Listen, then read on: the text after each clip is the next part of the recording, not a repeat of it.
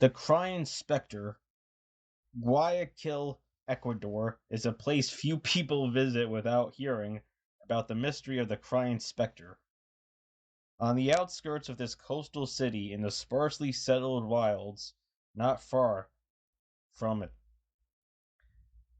Yaguachi and the unknown jungles of that area, there is a settlement which was abandoned many years ago. The reason the inhabitants moved away is not at all surprising. It seems that ever since a murder of passion had taken place on the banks of a stream, the screams of the principals in the macabre drama could be heard echoing through the jungle night long after the event. According to residents of the area, a young married couple, Ecuadorian Indians named Chira and Husto, moved into the settlement in 1938, making their home in a modest two-room house in the center of the village.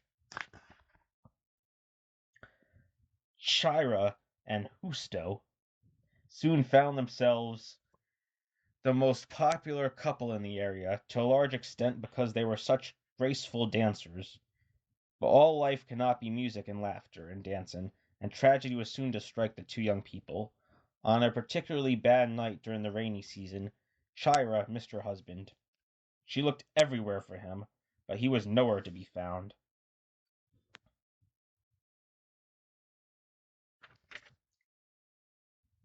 Upon her return to their house, she found him on his pallet, pretending to be asleep, as if he had been there during the greater part of the time she had been out searching for him.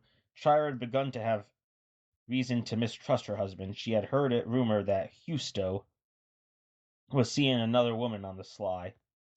Now she found that his clothes were still wet from having been out in the rain. Insanely jealous, Chira accused Husto of infidelity. He laughed and denied it, of course, but several days later, when Chira was supposed to be going down to the river with the other natives to do their laundry, she hid in the bushes and kept a watch upon her husband.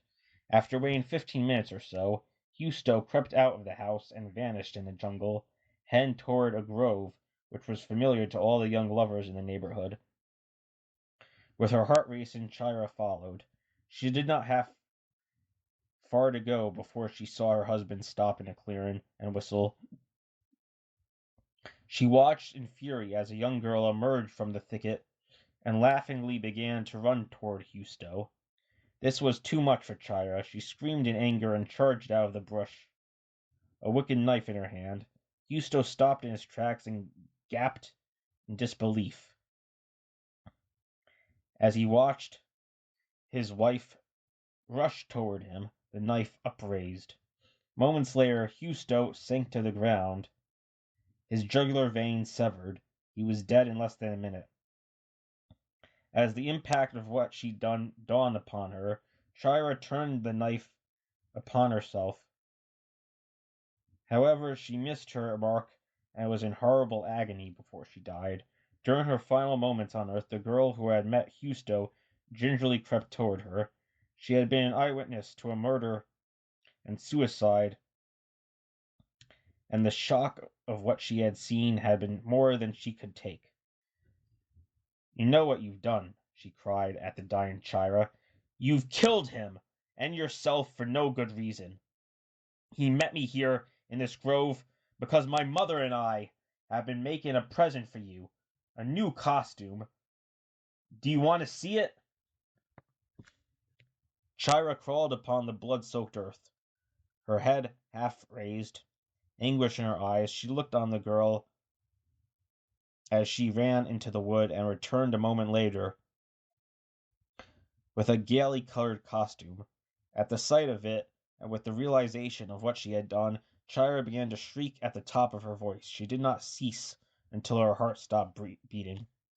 But then, after the bodies had been removed, at sundown that evening and every night since, the shrieking lamentations of the dead woman continued to tear through the silence of the jungle, echoing again and again the testimony of her foolhardy murder and suicide.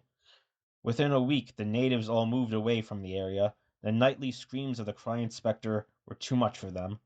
The unearthly screams were eventually recorded by investigators of psychic phenomena, and upon analysis and careful study, there appeared to be neither logical reason why they were still heard, nor their source of origin.